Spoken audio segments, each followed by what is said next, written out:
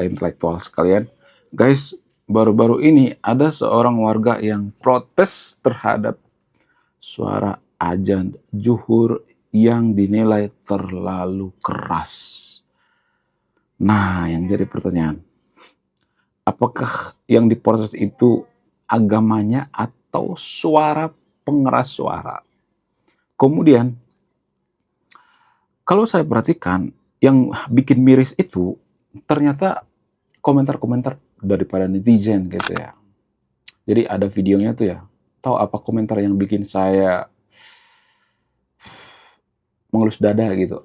Komentarnya adalah, bayangkan minoritas aja udah berani protes terhadap suara toa, apalagi mayoritas gitu. Nah, yang jadi pertanyaan, apakah ini logical fallacy atau tidak? Apakah ini keliru atau tidak? Sementara menurut data, ya langsung to the point aja, menurut data. Coba sebutkan satu saja negara yang mayoritas Kristen, ya katakanlah Kristen misalnya, atau nonis gitu ya, yang intoleran terhadap umat Muslim. Coba sebutkan satu saja. Saya tidak membela siapa-siapa di sini. Sebutkan satu negara yang paling toleran di dunia. Mayoritas negara apa? Mayoritas agama apa? Kanada salah satu negara paling toleransi di dunia. Mayoritas agama apa di sana? Kristen, walaupun di sana banyak ateis dan agnostik. Kemudian Timor Leste misalnya, itu mayoritas Katolik, 97% lebih gitu. Apakah mereka pernah menggeruduk masjid di sana? Jadi kita bicara by data. Jadi ini tidak bisa dibiarkan. Saya tuh punya keresahan gitu ya. Setiap ada kejadian-kejadian seperti ini, pasti ada komentar yang mengatakan, lihat tuh, ya, mereka minoritas aja sudah belagu, apalagi jadi mayoritas. Jadi ini menurut saya pribadi itu logical fallacy gitu. Saya tidak berpihak pada siapapun di sini ya, disclaimer on ya. Jadi kalau saya perhatikan umat Muslim dan umat Kristen di Konoha itu saling curiga satu sama lain, saling takut satu sama lain. Nah, yang jadi pertanyaan, kenapa mereka saling curiga, saling takut? Apa alasannya?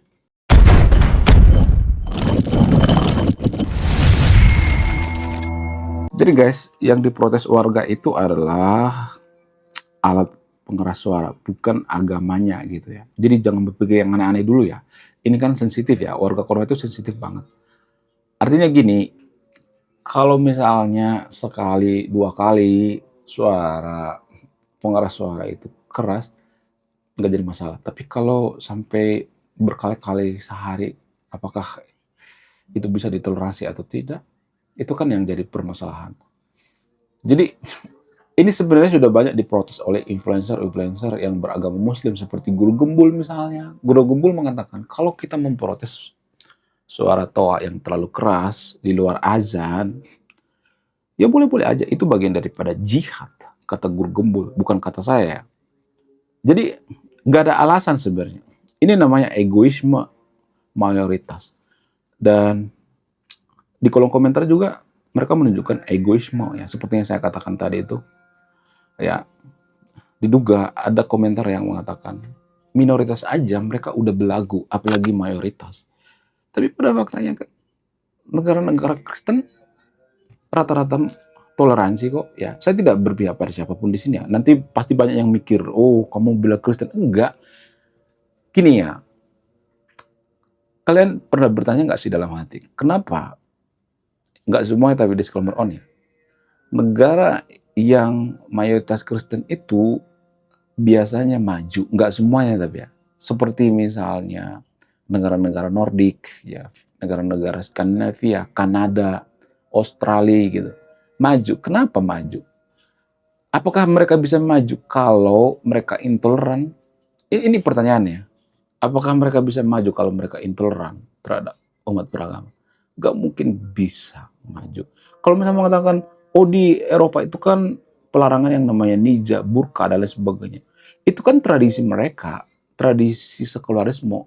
Artinya gini, imigran-imigran Muslim itu tidak dipaksa berimigrasi ke Eropa. Artinya kalau kita pergi ke suatu daerah itu kita harus menghormati tradisi daerah tersebut. Itu kan yang jadi permasalahan. Jadi ini yang bikin saya resah, guys. Ya, di Konoha itu kan ada istilah mayoritas dan minoritas. Kita tidak bisa mengatakan kita itu mayoritas atau minoritas. Nggak bisa, karena penduduk asli pribumi Konoha itu tidak ada. Nggak ada. Yang ada apa? Yang ada yang pertama kali menempatkan kaki di Konoha, yaitu Melanesia. Itu pun tidak bisa disebut eh, pribumi. Nggak percaya. Coba Anda tes DNA. Nggak ada DNA Indonesia. Nggak ada. Yang ada apa? DNA India gitu ya. Kemudian China gitu. Jadi biar kita pahami, nggak ada yang namanya mayoritas dan minoritas di Konoha. Nggak ada. Jadi itu yang jadi permasalahan. Tapi kita mempersoalkan yang namanya mayoritas, minoritas. Jadi kalau ini terus dibiarkan, kita tidak akan kemana-mana gitu. Kita tidak akan jadi negara maju gitu. Saya tidak membela siapapun di sini ya, disclaimer on ya. Terserah kalau misalnya ada yang mengatakan, oh cara negornya kan nggak bagus. Tapi kan harusnya kan introspeksi diri gitu ya. Jangan harus ditegur dulu baru mengecilin suara toa gitu. Ya kan? Karena nggak semua nonis itu berani menegur.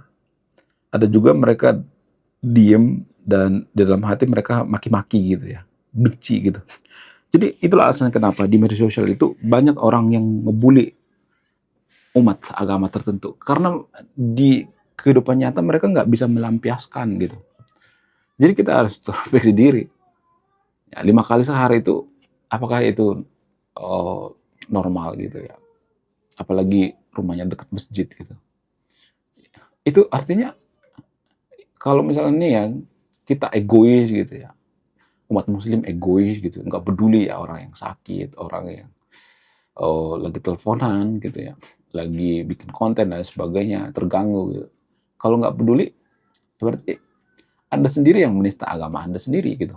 Ya, kalau berkesadaran. Tapi kan kita kan bukan masyarakat yang berkesadaran gitu ya. Kita tuh masyarakat yang bebal gitu. Makanya kita butuh pemimpin yang bertangan besi. Saya sepakat ya, kalau Konoha itu dipimpin seperti pemimpin bernama Soeharto, kita butuh pemimpin bertangan besi. Supaya apa? Supaya tertib damai gitu. Ya, kemudian ya kalau saya perhatikan itu di Konoha itu, saya itu sangat jarang menemukan ya umat tertentu yang berani menegur gitu ya. Mungkin karena trauma gitu ya. Terutama nonis ya.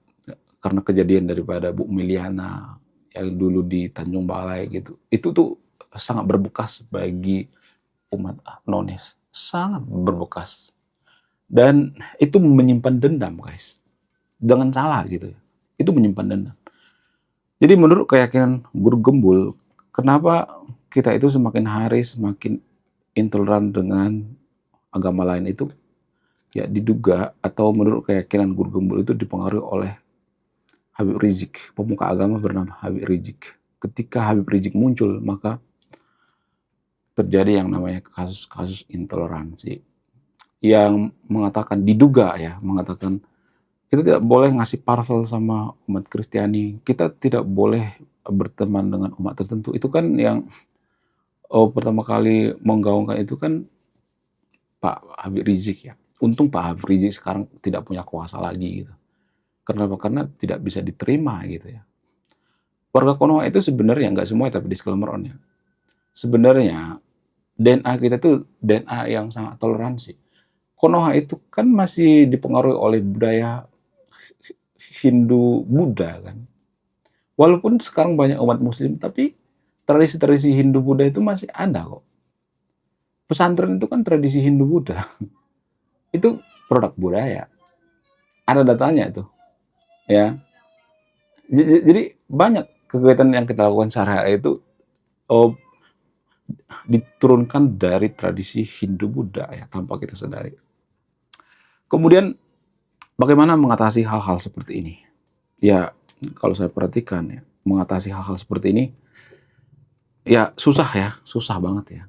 Susah banget. Jadi ada prinsip daripada orang-orang Kristen itu yang mengatakan, biar lu nggak dipersekusi saat ibadah, lu harus kaya raya, lu harus bikin rumah ibadah itu di apartemen gitu ya, atau lu harus bikin rumah ibadah itu di tempat elit gitu ya, atau di perumahan-perumahan elit seperti BSD dan lain sebagainya, biar nggak digeruduk gitu. Ada prinsip yang mengatakan seperti itu, guys. Dan menurut saya pribadi cukup logis juga gitu ya.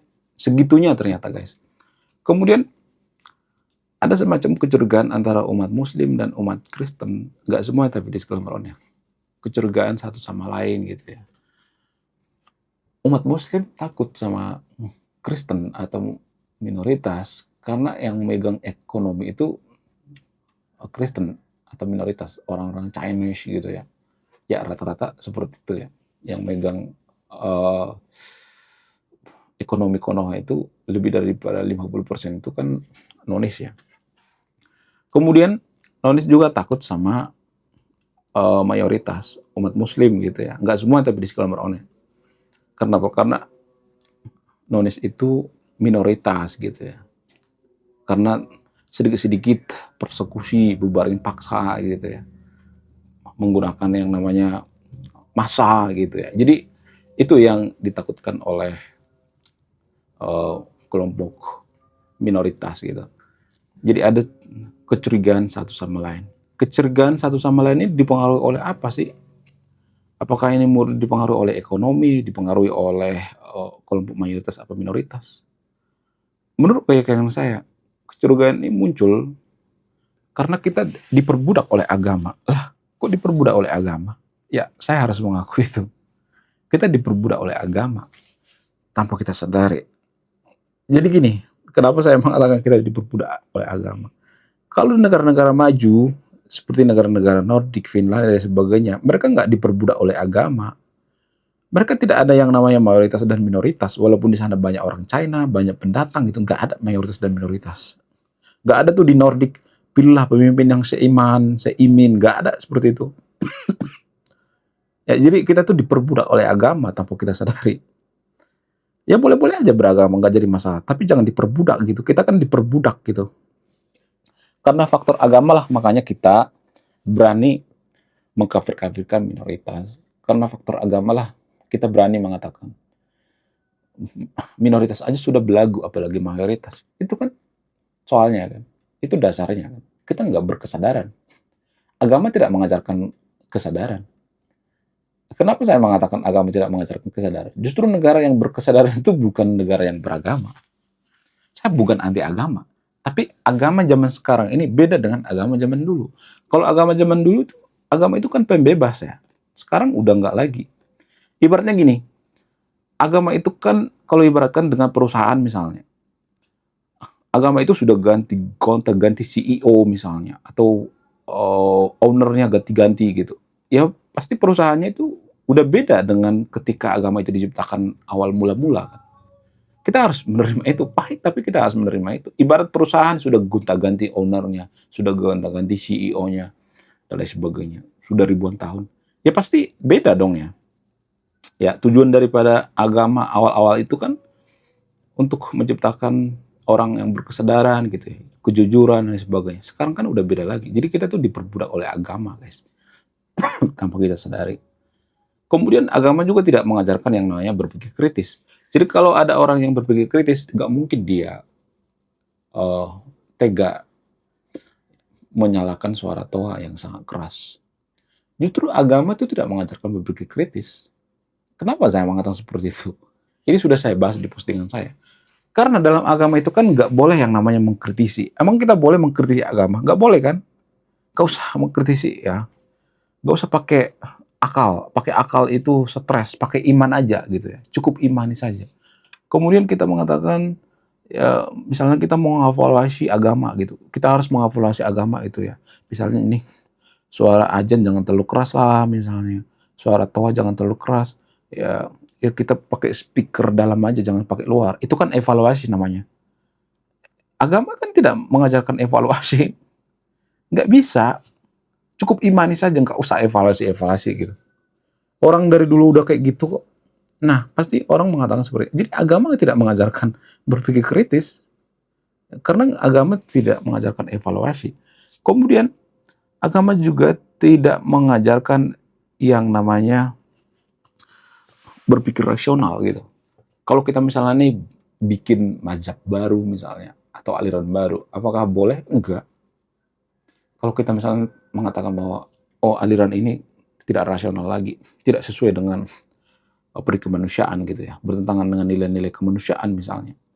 Ya, kalau kita mengevaluasi gitu ya, enggak boleh. Jadi justru agama itu menghalangi kita untuk berpikir kritis tanpa kita sadari. Ya kalau saya ngomong seperti ini pasti banyak nanti yang berpikir bahwa saya itu anti-anti PKI gitu. Tapi pada faktanya kan seperti itu. Ya kan? Agama tidak pernah mengajarkan berpikir kritis. Bagaimana dengan orang-orang Kristen? Orang-orang Kristen itu sekuler murni, guys. Bahkan di sekolah Katolik sekalipun mereka itu sekuler. Mereka memisahkan antara ilmu agama dengan mereka itu tidak terlalu belajar ilmu agama banyak gitu ya. Mereka belajar ilmu agama ya paling sedikit 0,sekian% gitu. Mereka lebih banyak teknologi, ya, belajar tentang ilmu pengetahuan. Beda kalau sekolah muslim itu kan bisa dikatakan 80% belajar agama, 20% itu lo belajar ilmu pengetahuan gitu. Jadi itu namanya dogma. Orang Kristen sudah menyadari kesalahannya gitu ya. Eropa sudah pernah yang namanya mengalami zaman kegelapan, tapi zaman kegelapan ini diulangi oleh warga Konoha. Ya mirip-mirip seperti ini, kita protes suara toa, kita dianggap penistaan gitu. Ya seperti itu. Kenapa orang-orang Eropa atau orang-orang Kristen merubah gitu ya penafsiran mereka gitu? Ya karena mereka berpikir kritis gitu. Jadi penafsiran itu bisa dirubah. Cuman kan warga Konoha kan nggak mau mengevaluasi karena agama itu tidak mengajarkan evaluasi gitu. Agama itu mengajarkan udah cukup imani aja, nggak usah banyak tanya, kagak usah banyak protes gitu. Nanti kamu stres kalau pakai akal, pakai iman aja gitu. Jadi itu mematahkan akal kita gitu. Ada banyak kok pemuka agama seperti itu di Konoha, ada banyak. Itu yang memberangus cara berpikir kita gitu. Ya, sehingga kita susah berpikir rasional.